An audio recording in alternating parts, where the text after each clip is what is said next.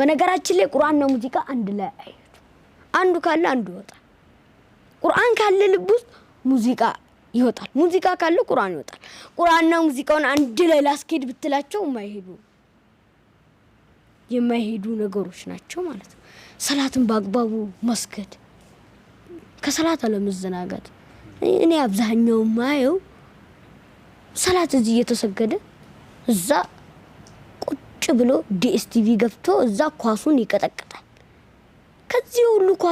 ኳስ ቢጫወት አይሻለው ከሚያይ መጫወት ይሻላል እንትን ከሚያብድ እሱም እንዳያዘናጋው መጫወቱ ነው ግን አስስ ከማየት መጫወቱ ይሻላል አዎ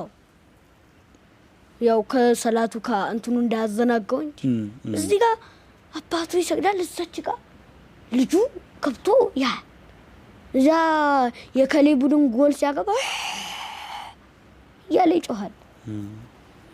አላህ ይጠብቃን ከዛ አሜን አሜን